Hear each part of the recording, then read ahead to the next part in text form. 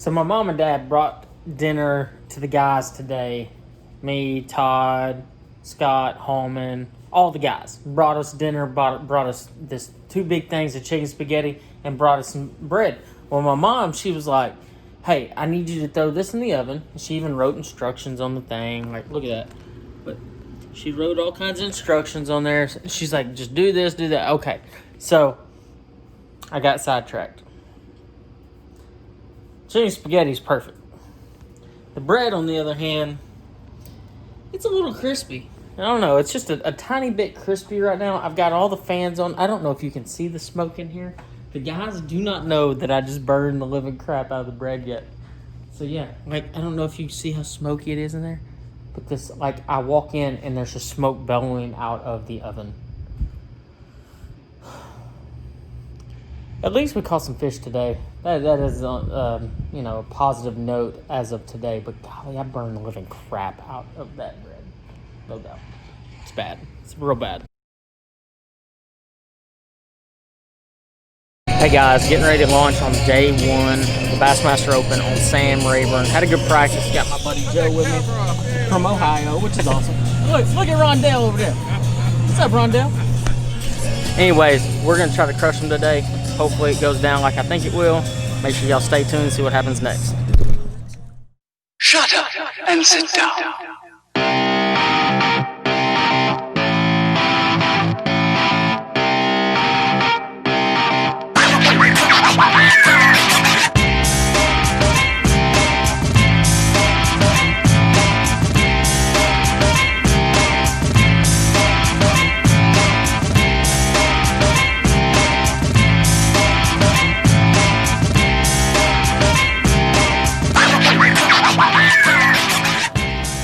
All good.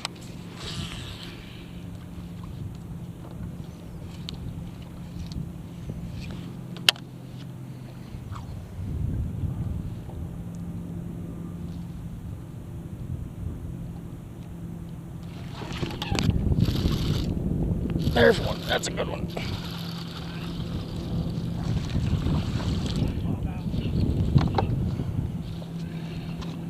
Told you I was about to catch one right there.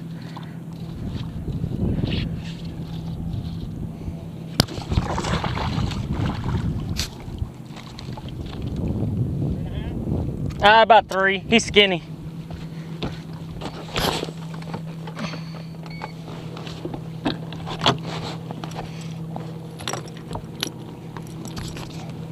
Maybe 3. Really skinny. So, no fish. He hit it on the drop. Yeah. I may ease up and fish this side of yours, and then I'm gonna go throw a topwater some.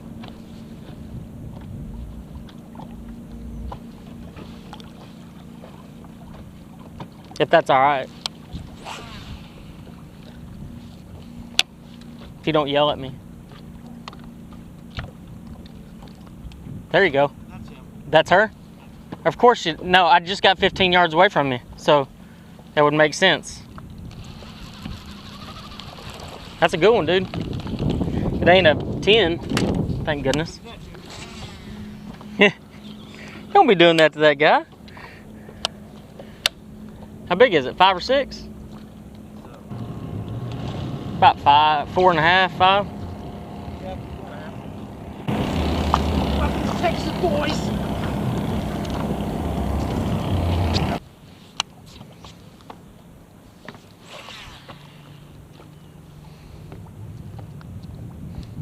You see my crankbait floating? I don't see it. Break off? Yeah.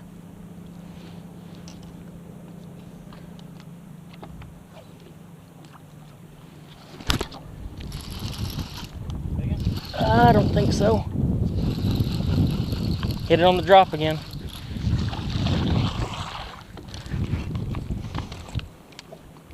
Keeper. Big one? Nah, big one.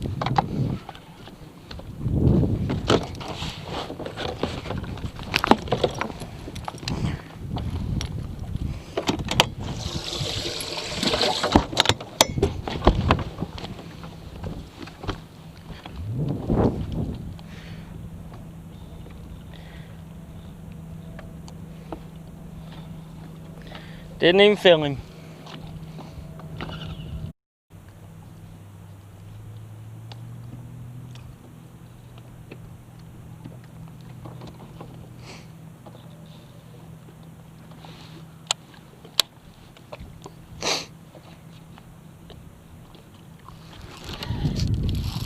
That's her. Or a good one. It ain't her.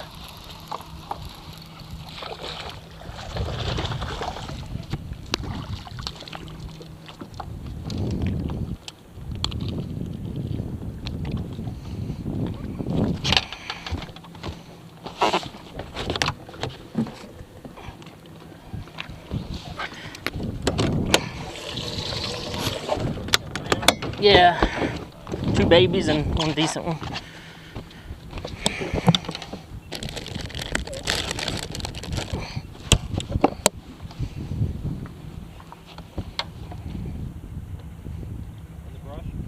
Yeah, it was like, I kept like worming it through there, and I kept letting line, and I guess she had it the whole time, or he had it.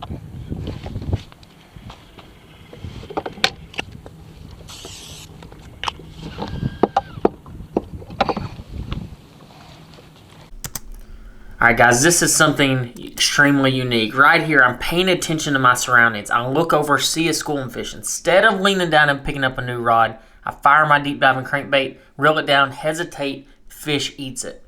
If I would have leaned down to try to pick up a topwater, try to pick up a different bait, I would not have caught that fish. So, a lot of times, it doesn't matter what you're throwing. Throw it over there if you see a schooling fish. Reel it, hesitate it, worm it through there. You're going to catch that fish a lot of times if you hit them as soon as they bust. That is so important whenever you're chasing schooling fish. There's no doubt about it. That was a bass over there.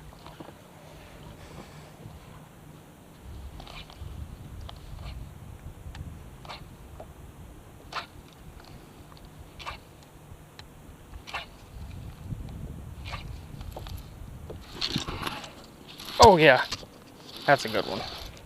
Well, it may not be that good. He's getting smaller. No, he's getting bigger. Yeah, it's a good one.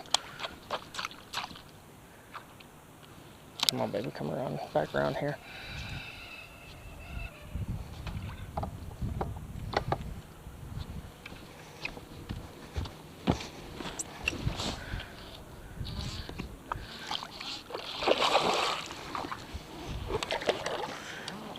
Come on. Oh my God, I thought I lost it. There we go. There we go. Finally. A good one.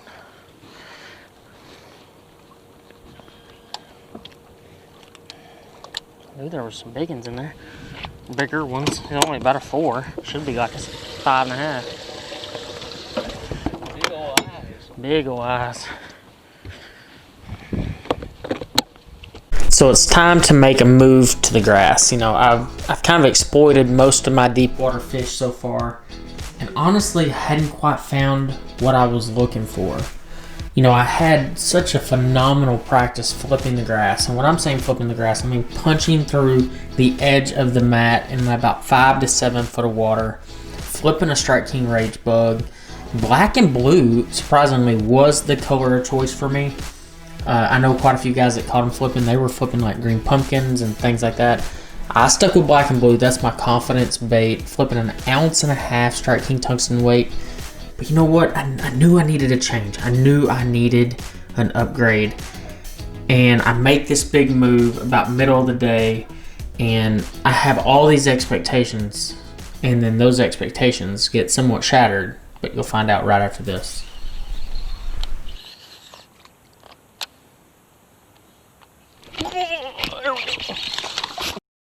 Near pulled the rod out of my hand there. Whew! Scared the living crap out of me. I don't think he's gonna call though. He's little. At the end of the day, if I'm keeping those anyway, we're in bad shape.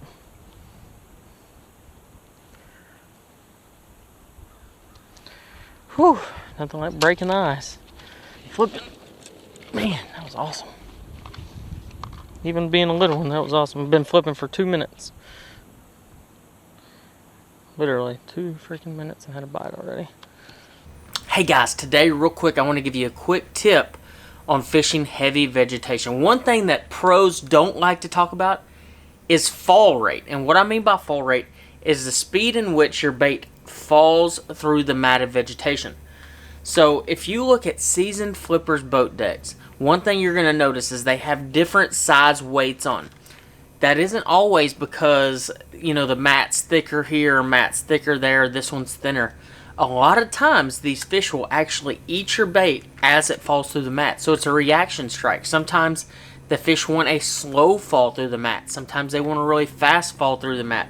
And you have to pay attention to that. So if you're on a lake like Sam Rayburn is right now, literally right now in this show, and there's matted vegetation everywhere, what I recommend is to rig up 3 to 4 different size Texas rig weights or even slither rig weights. So a slither rig is a punching style rig that you can punch through there. I actually prefer to punch with that slither rig instead of just the traditional jig, like a hack attack jig, when I'm punching. Now, I'm flipping deep hydrilla, absolutely that hack attack jig is the one that I go with. But when I'm talking fall rates, I want something that is going to make those fish react. So in the case of Rayburn, one thing that I was doing that I think made all the difference in the world was flipping an 1.5 ounce Strike King tour grade tungsten weight. I'm not saying it's the best tungsten weight out there. I'm not going to say it's the worst. I can tell you this, I haven't ever broke off because of the weight, and the paint stays on there, and that's what I want. But the 1.5 ounce weight was the key. And I mean, like, I flipped a bunch of different sizes throughout practice from anywhere between actually a half, which I have rigged right here, all the way up to an 1.5 ounce. When I got up to that 1.5 ounce, I started getting bites. I was getting 20 to 25 bites every single day of practice, flipping that 1.5 ounce weight. And that is the key, guys. Like, you can't overlook fall rate when you're talking about grass.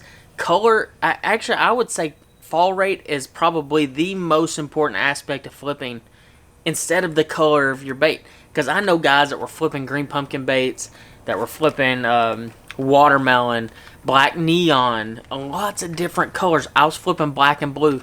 But the fall rate in which the bait was falling through the grass is what created those strikes and turned those fish into fish catches.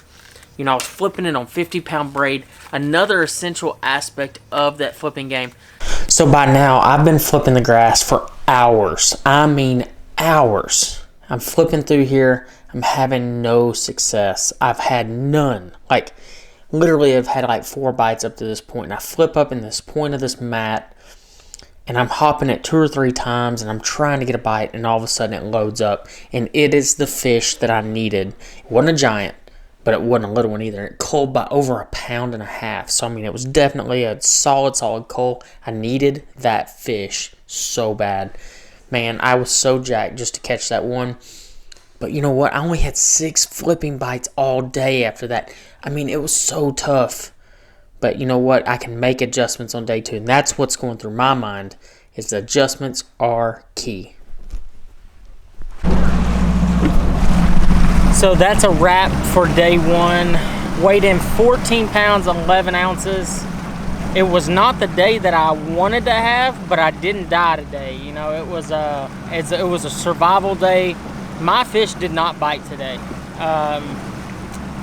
But I still am in the top 10 right now, so, you know, it could be a lot worse.